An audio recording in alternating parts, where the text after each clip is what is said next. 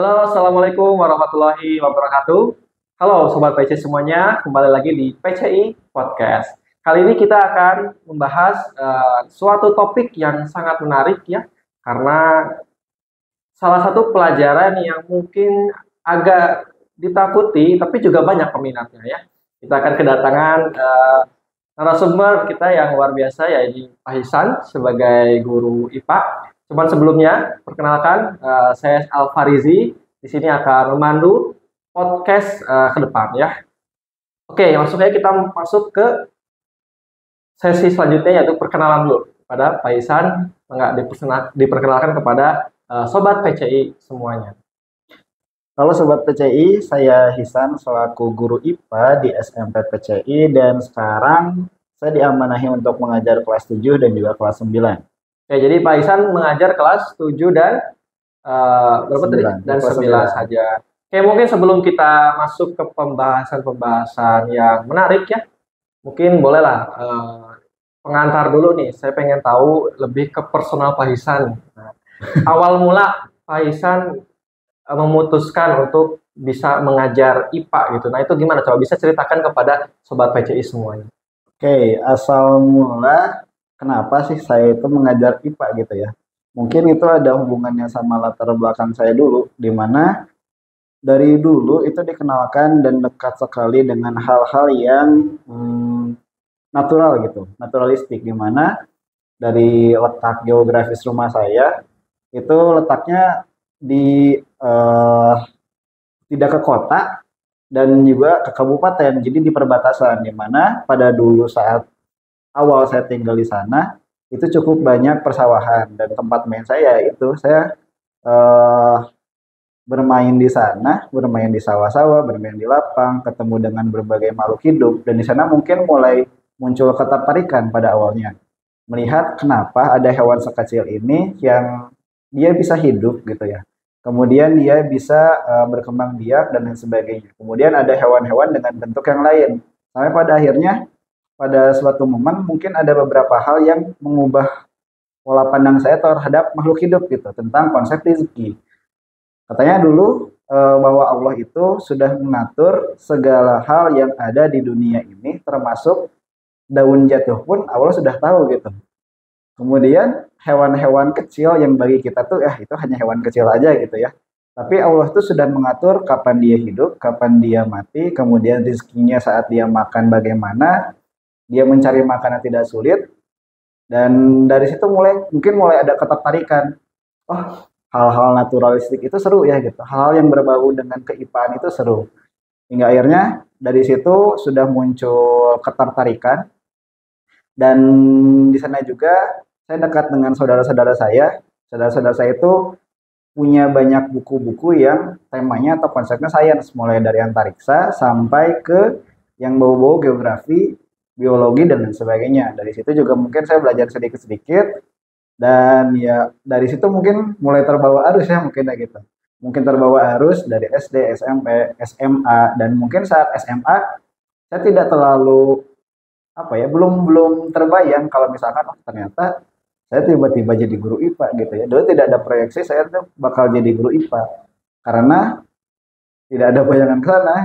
Background saya di SMP dan juga SMA itu saya background pesantren, dan diarahkannya di sana tidak menjadi guru yang apa mata pelajaran eksak sebenarnya, tapi sebagai ustaz gitu harapan dari orang tua.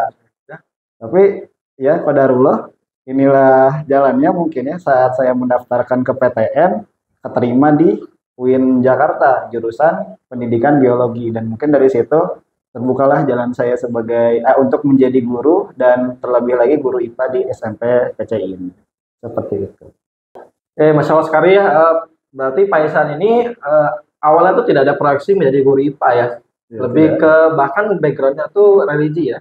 Ya. Ke religi, tapi alhamdulillah ya karena qadarullah juga Pak Ihsan dikasih jalan untuk bisa mengajar justru eksak gitu ya. Dan juga tadi backgroundnya kan sebetulnya IPA ini juga banyak ya keterkaitannya dengan religi ya, dengan Betul. nilai-nilai keislaman tuh banyak sekali ternyata ya. Oke, Pak Ihsan menarik. Sekarang kita akan masuk ke pembahasan pembelajaran IPA di PCI ini. Nah, boleh nggak diceritakan di PCI ini belajar IPA-nya itu seperti apa? Khususnya mungkin kelas 7 dan 9. Oke, baik. Untuk pembelajaran IPA di PCI buat saya gitu ya, saat saya mengajar di PCI. Mungkin ada beberapa hal atau metode yang saya lakukan. Untuk kelas 7 karena ini pengalaman pertama saya juga mengajar kelas 7 gitu. Biasanya 8, 9 atau bahkan SMA. Untuk kelas 7 ada beberapa pembelajaran digital tapi tidak begitu dalam untuk pembelajaran digitalnya anak-anak karena masih baru ketemu dengan laptop, ketemu dengan komputer, bukan internet ya, media platform pembelajaran yang kekinian gitu, yang dipakai atau yang lazim digunakan di PCI, akhirnya ya hanya perkenalan saja. Jadi hanya sebagai untuk alat browser mungkin atau untuk alat editing PPT, editing seperti apa? Papan informasi, poster, kemudian apalagi ya? Mungkin untuk beberapa game seperti Quizzes, Kahoot, itu ya yang biasa digunakan di kelas 7. Tapi memang untuk pembelajaran media digitalnya tidak terlalu mendalam sama seperti kelas atau saat saya mengajar kelas 9 gitu. Di kelas 9 karena anak-anaknya sudah terbiasa dengan iklim atau dengan pembelajaran di PCI yang berbasis digital, akhirnya saya lebih mudah untuk mengintegrasikan digitalisasi ini ke dalam pembelajaran. Contohnya ya dari game-game yang web, anak-anak sudah tidak perlu lagi apa namanya mengulik sendiri gitu, tidak bingung harus mengklik tombol apa, kemudian apa yang harus dilakukan dan lain sebagainya untuk kelas 9. Tapi ada beberapa halangan mungkin ya di pembelajaran digital IPA gitu, di mana beberapa subjek yang ada di IPA terlebih yang digunakan di Indonesia itu tidak atau belum cukup banyak untuk platform yang mendukung pembelajaran IPA dengan bahasa Indonesia. Itu mungkin jadi tantangannya tersendiri. Seperti contohnya saat saya mengajar di kelas 9, saya menggunakan 3D visual model itu dari digital, tapi di sana kata pengantarnya menggunakan bahasa Inggris gitu. Kalau misalkan di buku-buku IPA atau buku-buku biologi, buku-buku fisika, bahasa Inggris itu hal yang lumrah gitu. Tapi mungkin untuk anak-anak itu menjadi tantangan tersendiri karena ada beberapa bahasa biologi yang eh, baru pertama kali anak-anak dengar mungkin gitu ya. Ada beberapa bahasa ilmiah dan itu menjadi tantangan untuk anak-anak belajar. Oh ternyata bagian ini nama bahasa Inggrisnya ini ternyata berbeda dengan apa yang biasa dia dengar. Mungkin seperti itu untuk pembelajaran IPA oleh saya gitu ya di kelas 7 dan kelas 9. Oke, jadi Pak Isan meskipun IPA gitu kan yang kita tahu itu belajarnya makhluk hidup ya, tapi sudah juga banyak digitalisasi di situ ya. Betul. Nah, menarik, saya pernah melihat Pak Isan itu mengajar dengan melakukan eksperimen ya, pembedahan hewan apa tuh? Tikus kecil gitu. Itu mencit ya. Nah, mencit ya. Nah, itu saya pengen tahu kan IPA ini kan identik dengan tadi ya makhluk hidup gitu ya. Yang namanya makhluk hidup kan beda ya dengan digital itu kan buatan manusia gitu ya. Nah, bagaimana itu mengintegrasikan antara pembelajaran yang kita harus langsung istilahnya eksperimen dengan makhluk hidup itu sendiri dan juga dengan digitalisasi. Nah, itu bagaimana? Apakah pernah dikombin atau terpisah atau seperti itu? Bisa dijelaskan Pak Isan, di PC itu seperti apa? Oke, baik. Untuk kombinasi antara ya, makhluk hidup dengan digital, kemarin yang saya lakukan di kelas 9 itu temanya atau materinya itu tentang makhluk hidup bagian tubuh manusia gitu. Anak-anak mengenal gitu dan juga mempelajari menganalisis fungsi dan juga struktur dari organ-organ fungsi tubuh manusia. Kalau misalkan tubuh manusia kan kita tidak mungkin gitu ya untuk membedah segala macam tidak mungkin, dan kalau misalkan hanya dengan manekin saja ya itu hal-hal yang biasa aja gitu ya, dari dulu juga menggunakan manekin, menggunakan gambar juga itu hal yang biasa.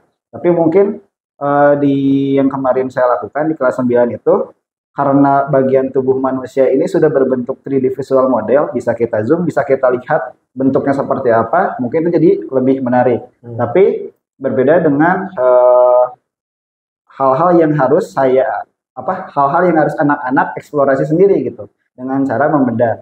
Untuk materi pembedahan kemarin yang saya kejar itu anak-anak ingin saya tuh ingin anak-anak bisa mengenal organ-organ dari sistem pencernaan makhluk hidup.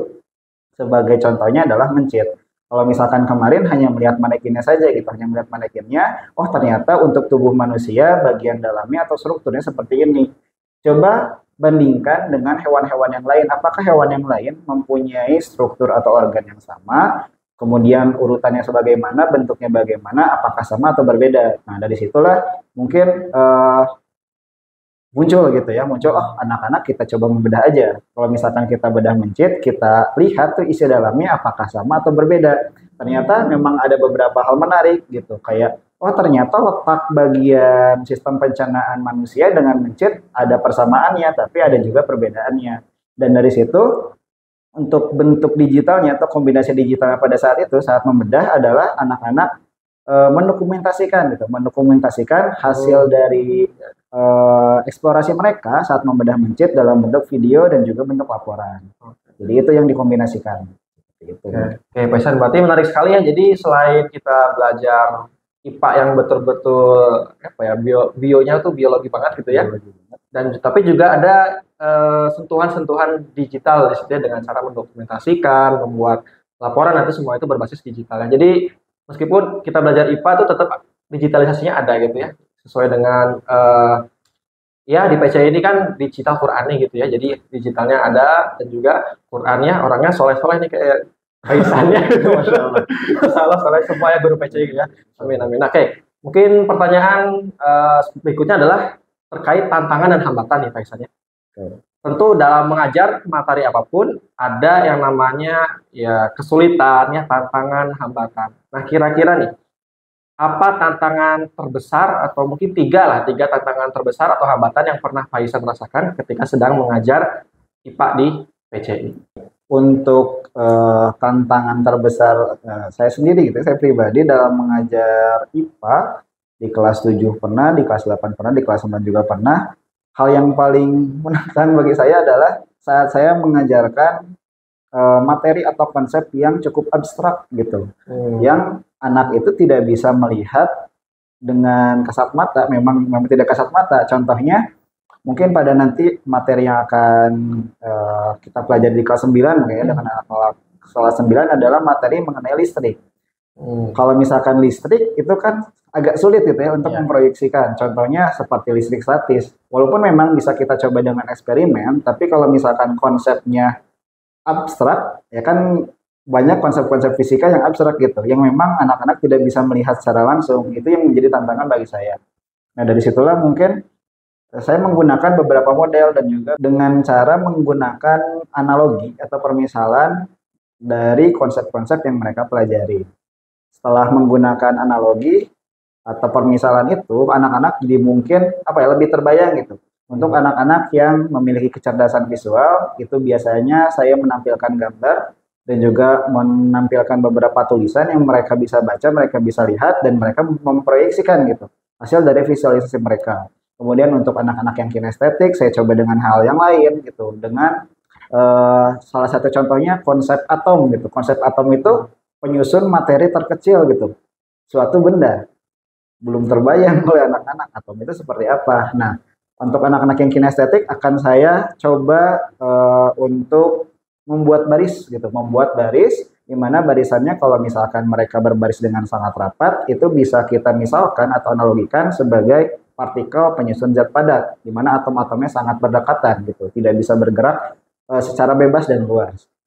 Mungkin seperti itu. Kemudian untuk anak-anak yang mempunyai kecerdasan yang lain, ya itu tantangan tersendiri gitu ya. Saya harus punya beberapa diferensiasi materi dan juga diferensiasi konsep, udah gitu hasil proyek dan lain sebagainya. Seperti itu mungkin Pak. Oke, ya Pak Isan, sekarang jadi cukup ada ya tantangan dan hambatan dari mengajar IPA di situ ya. Oke Pak Isan, mungkin terakhir nih buat sobat PCI semua, boleh kasih penutup kepada para sobat PCI, boleh nasihat, boleh syarat, apapun lah yang Pak Isan rasa itu perlu disampaikan kepada sobat PCI supaya belajar IPA-nya bisa lebih baik. Gitu Pak.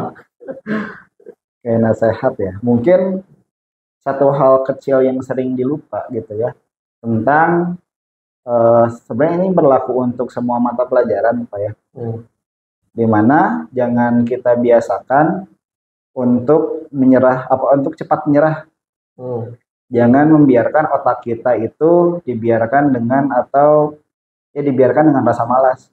Kalau misalkan kita belum capek belajar, ya jangan berhenti belajar. Contohnya gitu, dalam rumus-rumus fisika yang kita pelajari di kelas 7, 8, 9 sebenarnya tidak ada rumus yang sangat sulit yang sampai harus menggunakan matematika yang cukup dalam gitu, konsep matematika yang cukup dalam.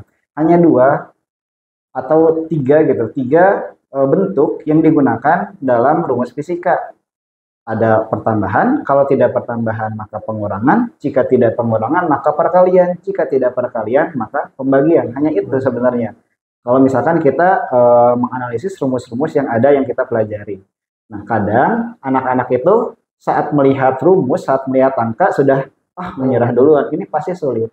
Tapi kalau misalkan yang saya tekankan itu ke anak-anak, jangan semuanya itu dianggap sulit. Gitu ya, jangan semua hal itu dianggap sulit, tapi cobalah kalian pelajari dulu satu persatu. Gitu. Sampai kalian lelah, sampai kalian pusing, dimana kalau misalkan kalian kelelahan belajar, kalian pusing belajar, itu adalah tandanya kalian berpikir. Nah, kemudian ada satu hal lagi yang sering terlupa. Untuk belajar IPA atau untuk belajar sesuatu yang baru, itu tidak apa-apa kalau misalkan kita belajar dari konsep yang paling dasar dulu. Karena memang dalam IPA itu ada 2 kompetisi yang dikejar. Yang pertama, kompetensi kognitif atau pengetahuan, satu lagi keterampilan. Dan dalam nomor awalnya gitu, itu ada yang namanya observasi. Si kompetensinya itu harus bisa mengobservasi dan harus secara sistematis step by step. Jadi tidak apa-apa kalau misalkan kamu belum paham dengan IPA dan harus belajar di awal, itu nggak apa-apa. Silahkan belajar sedikit demi sedikit, tapi asal tetap maju. Kayak gitu. Jadi ya lama-kelamaan juga bisa. Seperti itu mungkin. Untuk sedikit nasihat dan juga pengalamannya. Jadi pelan-pelan tapi pasti Pak ya, Pelan-pelan maju terus ya. Maju terus. Oke, jadi pesan dari guru IPA kita yang insya Allah soleh dan cerdas ini. Amin. Jadi teman-teman semua belajar apapun itu harus pelan-pelan ya, pelan-pelan dan jangan mudah menyerah ya. Susah dikit, coba lagi, susah dikit, coba lagi ya. Ini akan berlaku di semua pelajaran ya. Oke. Terima kasih Pak Ihsan atas waktunya. Jadi banyak sekali pembelajaran yang bisa kita ambil di sini, mulai dari cerita Pak Ihsan di awal mengapa mengajar IPA, terus bagaimana pembelajaran IPA di PCI, dan juga bagaimana cara kita untuk bisa memaksimalkan belajar IPA gitu ya. Oke, terima kasih banyak Pak Ihsan atas waktunya, dan kepada sobat PCI semuanya, terima kasih yang sudah menyaksikan. Sampai ketemu di PCI Podcast selanjutnya. Assalamualaikum warahmatullahi wabarakatuh.